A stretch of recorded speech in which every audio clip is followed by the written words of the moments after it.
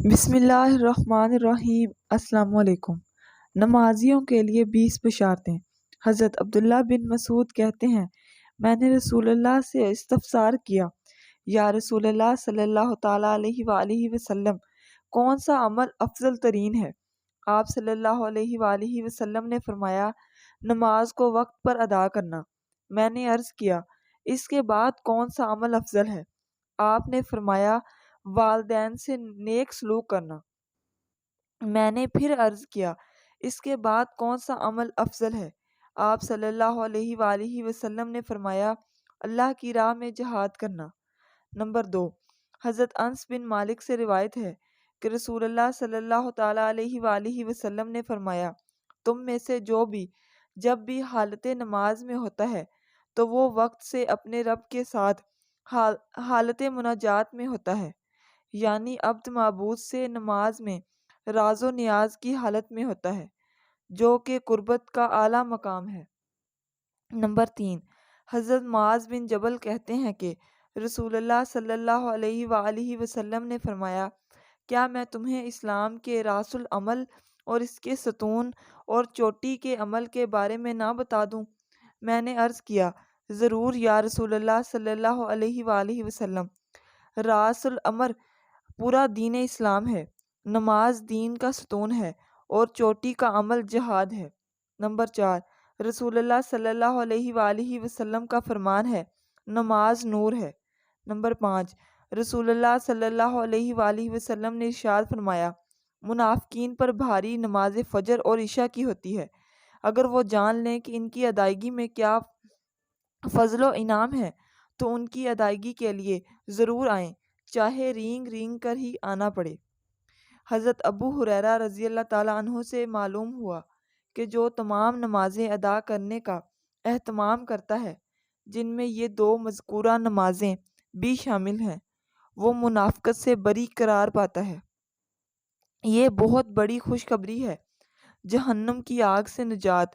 نبی کریم صلی اللہ علیہ وآلہ وسلم نے فرمایا، وہ شخص ہرگز جہنم کی آگ میں نہیں ڈالا جائے گا جو طلوع آفتاب یعنی فجر سے غروب آفتاب عصر سے پہلے کی نمازوں کی ادائیگی کرتا ہے۔ نمبر 6، فواحش و منکرات سے بچاؤ کا ذریعہ ہے۔ ارشاد باری تعالیٰ ہے، اے نبی تلاوت کرو اس کتاب کی جو تمہاری طرف وحی کے ذریعے بھیجی گئی ہے، اور نماز قائم کرو، یقیناً نماز فحش اور برے کاموں سے روکتی ہے۔ یعنی نماز یہ صلاحیت پروان چڑھاتی ہے کہ زندگی سے بدعمالیوں سے پاک ہونے کا سامان ہوتا چلا جاتا ہے۔ نمبر 7، مشکلات میں مددگار اور سہارا حکم خداوندی ہے۔ مدد لو صبر اور نماز سے۔ زندگی کی مشکلات میں 2 عمل سہولت و آسانی کا سبب بنتے ہیں، ایک صبر اور نمبر 2 نماز۔ 9، باجماعت نماز کی فضیلت، بلندی درجات کی نوید اس فرمان رسول میں آئی ہے، نماز باجماعت انفرادی نماز سے 27 درجے افضل ہے۔ نمبر 10، اللہ کی حفاظت و ضمانت۔ رسول رحمت صلی اللہ علیہ وآلہ وسلم نے فرمایا، 3 طرح کے افراد اللہ عز و جل کی حفاظت کو پا لیتے ہیں، اگر وہ زندہ ہوں تو ایسا رزق پاتے ہیں جو کفایت والا ہوتا ہے، اور جب مر جائیں تو جنت میں داخل کیے جاتے ہیں۔ نمبر 1، جو گھر میں داخل ہوتے ہوئے سلام کرے۔ نمبر 2، جو نماز کی ادائیگی کے لیے مسجد میں جائے۔ نمبر 3، جو جہاد فی سبیل اللہ کے لیے جائے۔ نمبر 11، فرشتوں کی دعائیں مغفرت کا حصول۔ رسول کریم صلی اللہ علیہ وآلہ وسلم نے فرمایا، جب تک کوئی اپنی نماز کی جگہ وضو کی حالت میں بیٹھا رہتا ہے تو فرشتے اس کے لیے دعا کرتے رہتے ہیں، یا اللہ اس کی مغفرت فرما اور اس پر رحم فرما۔ نمبر 12، گناہوں کی بخشش۔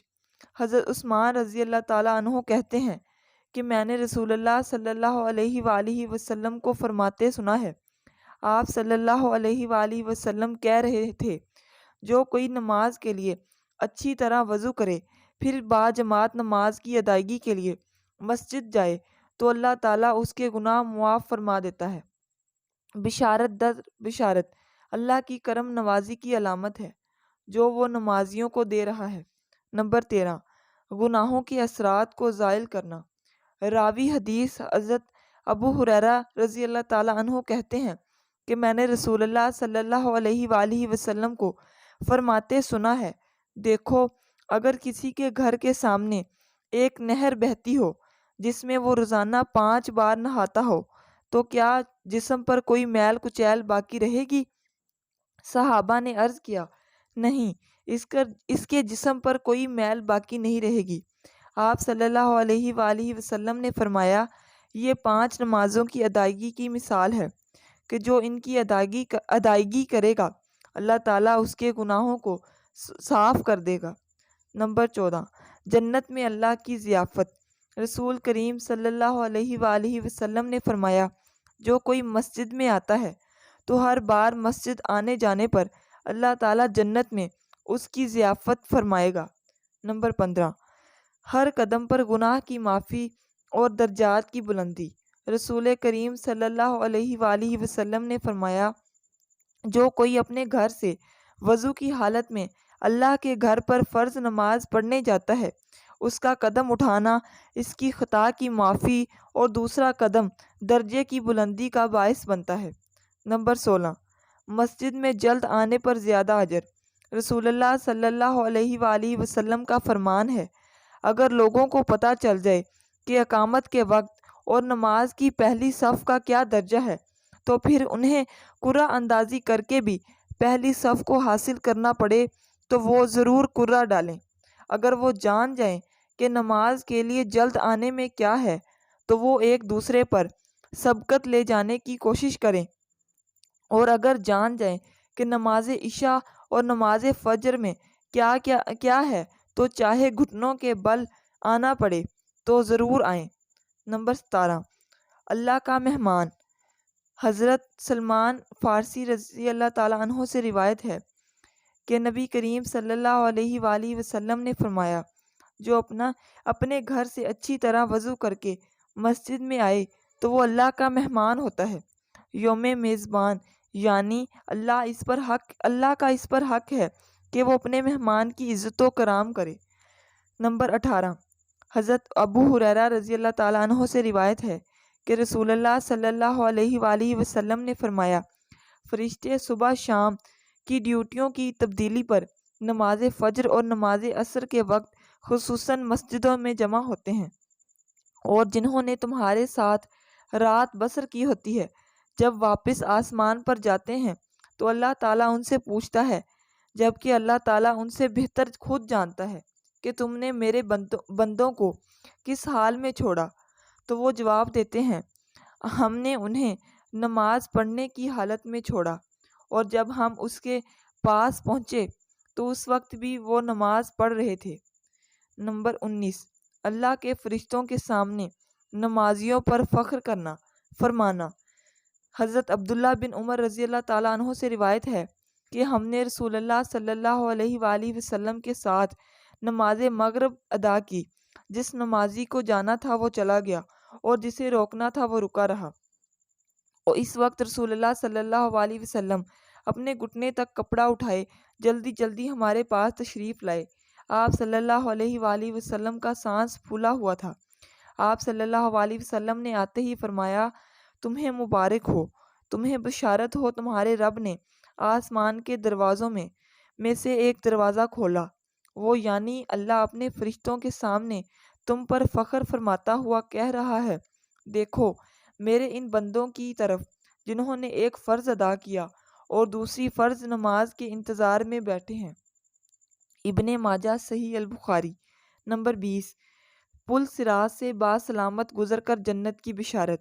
حضرت ابو درداء رضی اللہ تعالیٰ عنہ سے روایت ہے، کہتے ہیں کہ میں نے رسول اللہ صلی اللہ علیہ وآلہ وسلم کو فرماتے سنا ہے، آپ صلی اللہ علیہ وآلہ وسلم کہہ رہے تھے، مسجد ہر متقی پرہیزگار کا گھر ہے، جس نے مسجد کو اپنا ٹھکانہ بنایا اسے اللہ تعالیٰ رحمت و راحت کی ضمانت دیتا ہے، اور اس بات کی ضمانت دیتا ہے کہ ایسا شخص پل صراط سے باسلامت گزر کر اللہ کی رضا کے ٹھکانے جنت میں بآسانی چلا جائے گا۔ یہ ہیں وہ عظیم بشارتیں جو نبی مکرم صلی اللہ علیہ وآلہ وسلم نے امت کے ان افراد کے لیے عطا کی ہیں جو رب کی بندگی کو زندگی کا حاصل سمجھتے ہیں اور صبح شام فرائض و سنن کا اہتمام کرتے ہیں۔